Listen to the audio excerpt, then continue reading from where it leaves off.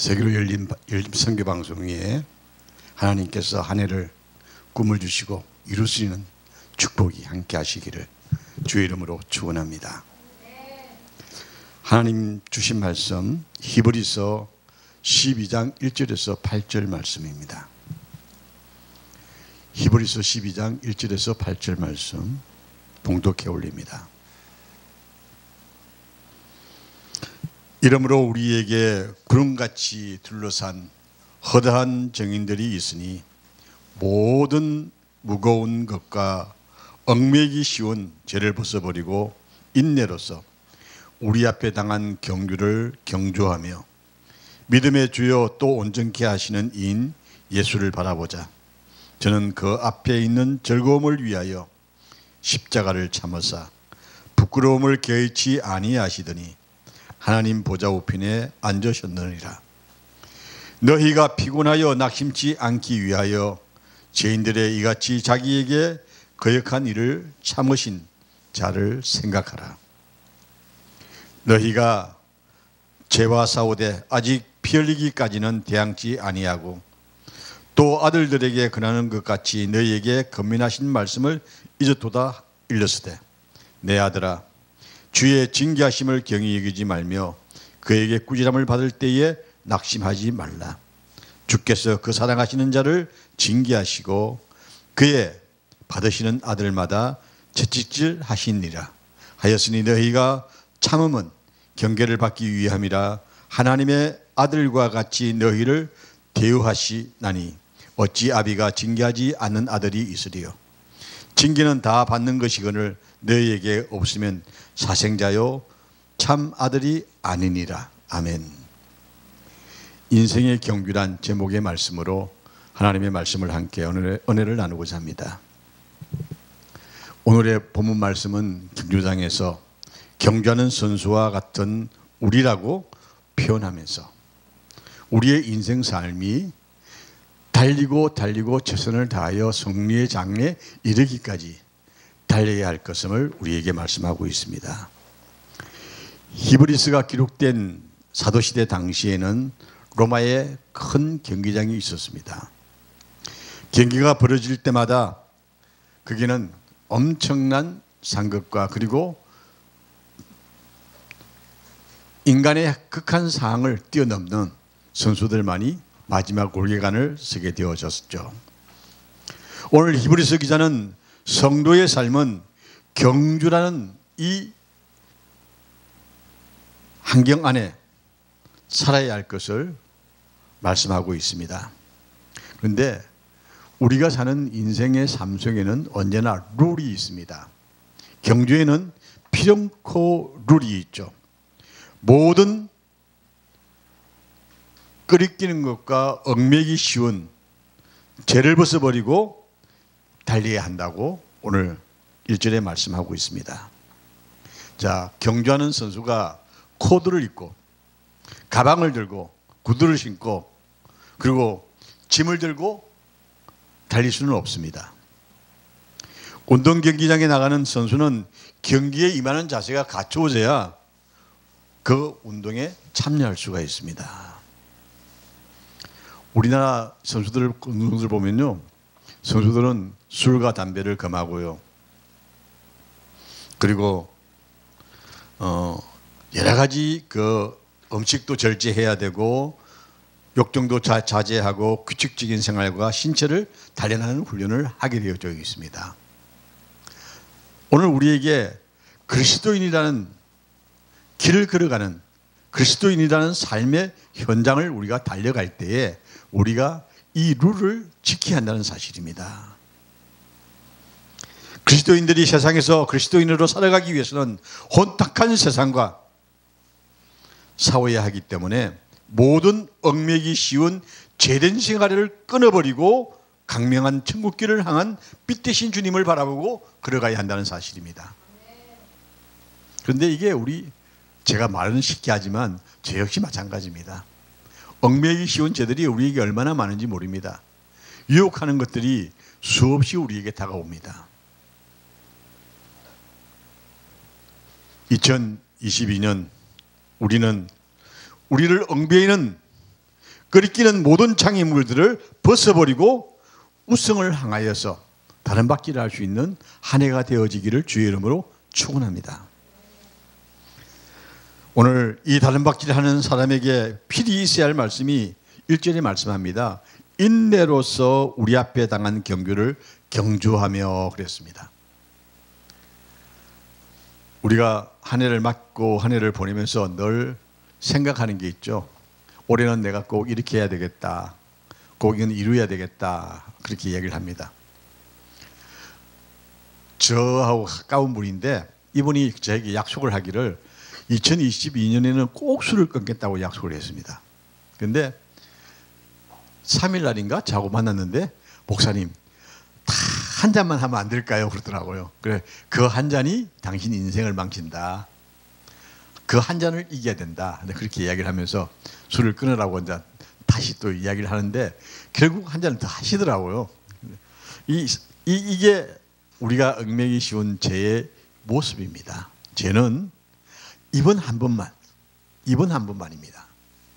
그게 넘어가면 또 죄 속에 들어갈 수밖에 없는 것이 인생이라는 겁니다.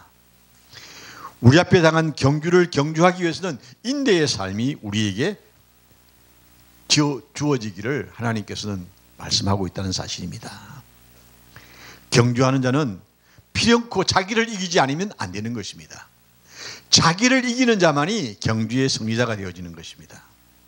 일이 뜻대로 안 될 때 우리 흔히 낙심하기 쉽지 않습니까? 그런데 이걸 이겨야 합니다. 우리는 낙심을 뛰어넘어서 소망을 가지고 살아가는 성도가 되어져야 한다는 사실입니다. 일의 결과에 대한 칭찬이 아니라 비판과 모욕이 돌아올 때에 잘 참고 견딜 수 있는 사람, 그 사람이 이기는 것입니다. 올 3월 9일 날 우리나라 대통령 선거가 있는데 지금 후보들 보면요 정말 창피해서 듣기도 싫은 이야기들을 많이 합니다.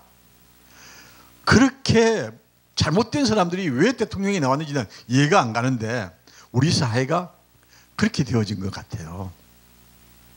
정말 부끄럽고 부끄러운 모습입니다. 대한민국에 정말 사람이 이렇게 없을까 할 정도로 부끄러운 모습들을 적나라하게 나타나고 있지 않습니까? 최소한도 대통령에 출마하려고 그러면 자기 생활이 모범이 돼야 된다고 저는 생각을 합니다. 일이 성공할 때, 교만하기 쉬울 때 절제할 수 있는 인내의 마음이 우리에게 오늘 가져야 할 것을 1절에서 말씀하고 있습니다. 저는 오늘 말씀을 보면서 토마스 아퀴나스의 말씀이 생각이 납니다. 토마스 아퀴나스의 그리스도를 본받아라는 책에 보면요 이렇게 말씀합니다. 믿음의 경주, 이 믿음의 경주는 예수 그리스도가 내 속에 얼마만큼 있느냐에 따라서 우리의 믿음의 경주는 승리할 것이냐 실패할 것이냐에 달려있다고 했습니다. 스스로 인내하면서 채찍질하면서 달려갈 길을 가는가를 토마스 아퀴나스는 그렇게 표현을 했었습니다.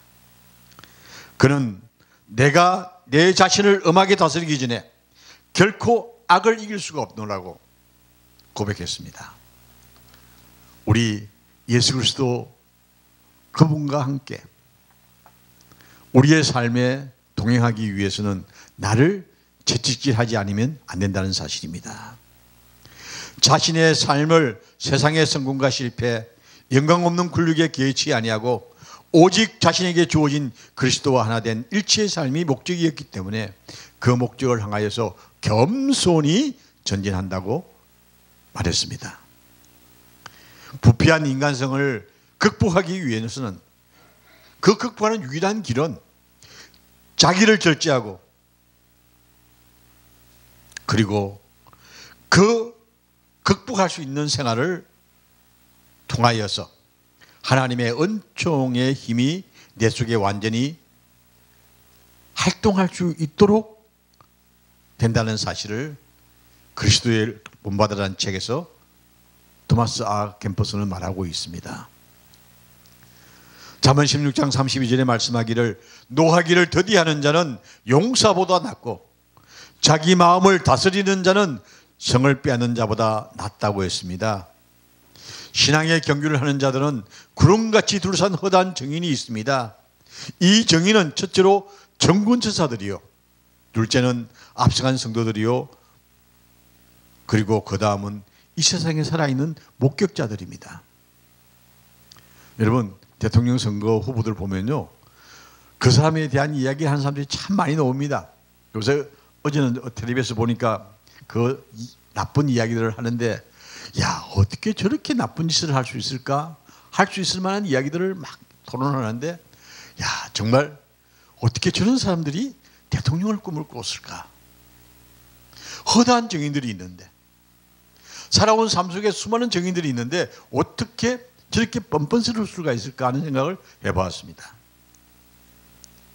우리에게는 허다한 정인들이 있습니다.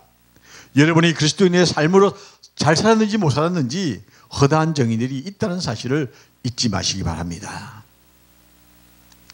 히브리서 11장에 보면 아벨과 에녹과 노아와 아브람과 사락과 이삭과 야곱, 요셉, 모세 이란 수많은 사람들이 나오죠. 기드온, 발락, 삼손, 입다, 다윗, 사무엘, 엘리사 등 이 밖에도 허다한 정도들이 지금도 우리를 지켜보고 있다는 사실입니다. 우리의 앞선 신앙인들이 우리를 보고 있을 뿐만 아니라 지금도 내 삶 속에 수많은 사람들이 보고 있다는 사실을 우리가 잊지 말아야 합니다. 여러분, 천국과 이 땅의 거리가 얼마나 될 것 같습니까? 천국과 이 땅의 거리, 여러분 한번 측정해 본 적이 있습니까? 성경에 나옵니다. 누가복음 16장 19절입니다. 아브라함 품에 있는 나사로, 부자와 나사로의 이야기 속에 음부와 천국의 거리가 어떤 것인가를 정의를 내리고 있습니다. 너는 이미 건널 수 없는 강이 있다고 했습니다. 야곱이 돌을 베고 잠잘 때에 천사들이 하늘부터 내리고 있는 것을 보게 되어집니다. 하늘에서는 영체를 입었기에 이 세상 모든 일들을 낱낱이 목격하고 있으며 또 소상하게 정리하고 있다는 사실입니다. 오늘 이 땅에 우리의 삶 속에서 하나님께서 지금도 나를 보시고 나의 삶 속에 내가 어떻게 걸음을 옮기고 있는지 헤아리고 계신다는 사실을 우리가 인식만 한다고 한다면, 제가 아무리 우리를 넘어뜨리고자 달려든다 할지라도, 우는 사자와 같이 달려든다 할지라도 우리는 거기에 넘어가지 아니하고 그리스도 안에 있는 삶을 살게 된다는 사실입니다. 우리가 세상의 유혹을 이길 때, 악한 사단의 시험을 이길 때에 하늘에 있는 천군천사들이, 앞서간 천천만 성도들이 박수 갈채를 보낼 것이며 그 이김을 축하해 줄 것입니다. 우리 이것을 소망해야 합니다. 사단의 유혹은 달콤합니다. 에덴에서 어떻게 사람을 유혹했는지 나오죠. 아름답고 먹음직한 나무가 중앙에 있었습니다. 그 나무의 실과는 먹지 말라고 했습니다. 먹으면 정녕 내가 죽는다고 했습니다. 너희가 죽는다고 하면 만지지도 말고 먹지도 말고 쳐다보지도 말아야 됩니다. 그런데 여기서 재밌는 거는요, 중앙에 있는 실과를 하나님이 먹지 말라고만 했지 그 나무가 너희들에게 어떻게 된다는 얘기가 없었어요. 그런데 사단이 이야기합니다. 그거 먹으면 너 눈이 밝아져. 너 눈이 밝아져. 먹어. 사단의 생각이 당겨집니다. 뱀은 적지 죽지 않는다고 했습니다. 그러니까 유혹을 받는 겁니다. 먹는 날에는 너희가 눈이 밝아져 하나님같이 되고 선악을 아는 것을 하나님이 아심이라. 그래서 먹지 말라는 거야. 선과 악을 아는 게 뭐가 나빠? 그거 얼마나 좋아. 내가 구별할 수 있으니까 얼마나 좋아. 유혹을 합니다. 그렇게 유혹해서 그 열매가 먹음직도 하고 보안직도 하고 지혜롭게 할 만큼 탐스럽기도 하여 여자가 용감하게 따먹었습니다.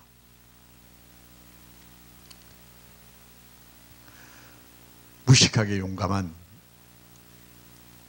하와였습니다. 이 유혹이 있는 세상에서 우리가 경주하는 삶을 사는 것입니다. 그런데 하나님께서는요, 결코 홀로 달리시게 아니하시는 하나님이라는 사실입니다. 천국에서도 응원할 뿐만 아니라 이 땅에서 지켜보는 수많은 간중들이 있음을 우리가 잊어서는 안 된다는 사실입니다. 지금도 나의 일거일동을 지켜보는 이가 있다는 사실을 꼭 기억하시기 바랍니다. 여러분, 이 대한민국이라는 나라가요, 정말 재미있는 나라입니다. 서울은요, 여러분이 아침에 집을 나가서 하루 종일 다닌 거요, 체크하면 체크가 가능합니다. 서울 시내에 국가가 지정한 CCTV가 약 2만 5천 개가 됩니다. 그리고요, 비공식 CCTV, 그러니까 개인들이 달아는 걸 연계시키면요 30만 개가 넘습니다. 그러면요, 여러분 체크하려면요, 여러분 이름 딱 찍고 딱딱딱 하면요 다 나옵니다. 이렇게 세상이 밝아진 세상입니다. 속일 수 없는 세상입니다. 여러분의 삶이 하나님께서 지키시고 보호하시고 인도하신다는 믿음을 우리가 확실하게 인식되어져 있다고 한다면 세상 앞에 무릎 꿇지 아니할 줄로 믿습니다. 믿음의 주요 온전케 하시는 이는 예수님이십니다. 예수님을 바라보는 사람, 경주하는 사람이 얼마나 뒤를 돌아보는 것이 아니라 목표를 향해서 달려가는 그 사람이 승리자가 된다는 사실입니다.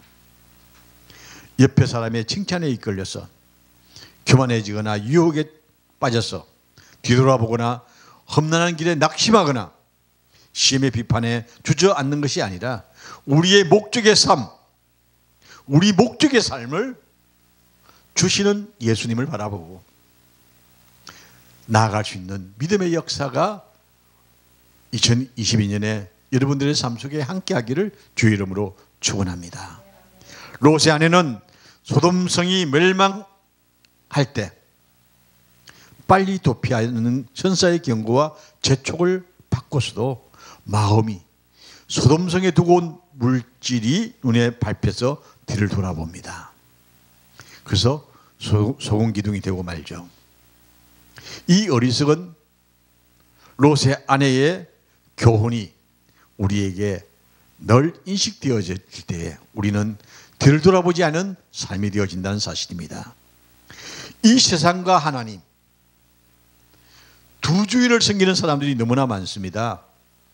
그 사람은 신앙의 실패를 할 수밖에 없습니다. 세상의 주인과 하나님의 주인 되심을 우리가 어느 것을 선택할 것인가? 그래서 예수님은 누가복음 9장 62절에 말씀하셨죠. 손에 쟁기를 잡고 뒤를 돌아보는 자는 나의 제자가 되지 못하리라 하셨습니다. 손에 쟁기를 잡고 세상과 하나님을 섬길 수가 없음을 예수님은 분명하게 우리에게 말씀해 주셨습니다. 사도 바울은 빌립보서 3장 13절에 말씀합니다. 뒤에 있는 것을 잊어버리고 앞에 있는 것을 잡으려고 표대를 향해서 달려간다라고 고백했습니다.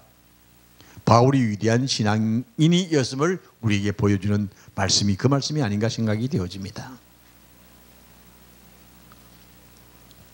여러분, 이 겨울철에 가장 아름다운 이 눈이 내리는 날, 하얀 눈길에 발자국을 남기기 위해서 눈길을 걸을 때에 목표가 있는 걷는 길하고 목적 없이 걷는 길의 차이가 뭔지 아십니까? 목표가 있는 발자국은요 일직선입니다. 근데 목표가 없는 발자국은 엉켜있는 발자국입니다. 어느 것을 택하시겠습니까? 우리는 이제 2022년이라는 신앙의 경유장 안에 들어와 있습니다. 달려가는데 허탄한 것에 정신이 팔려서 달리기를 주저한다고 한다면 목적지는커녕 이 세상에서 낙오될 수밖에 없는 삶이 되고 맙니다. 시험, 환난, 시련이 와도 주님을 바라보며 신앙의 경주를 할 때에 우리의 목적 있는 삶의 열매가 맺혀진다는 사실입니다. 우리 목적 있는 삶을 살아야 합니다. 착심삼일이 아니라 2020년은 내 목적을 이루게 하는 하나님의 축복의 해로 만들 수 있는 여러분과 제가 되기 위해서 오늘 또 달려갈 길 다 달려갈 수 있는 여러분과 제가 되기를 주의 이름으로 축원합니다. 천성을 향해서 가는 그 길은 험하고 문도 좁습니다. 그러나 비록 문이 좁고 그리고 그 길이 험난하다 할지라도 유혹과 죄가 아무리 많다고 할지라도 중간의 길에 들어서지 아니하고 오직 주님을 향하여 걸어갈 수 있는 믿음의 역사. 여러분, 인생은요 깜빡 잘못하면 들어갑니다. 이 신앙의 경주하는 길에 험한 세상의 장애물이 가득 놓여 있기 때문에 오직 여호와를 앙망하는 자는 새 힘을 얻는다고 하신, 그리고 독수리같이 날게 하신다는 축복의 말씀, 이 올라감의 역사, 다른 박질하여도 피곤치 아니하고 걸어가도 낙오되지 아니하고 우리에게 힘을 주시는 주님을 의지하며 되새기며 험한 세상 이기는 신앙의 경주를 할 수 있는 우리 모두가 되어지기를 주의 이름으로 축원하면서 우리 주님의 놀라우신 은혜가 충만한 2020년이 되기를 주의 이름으로 축원합니다.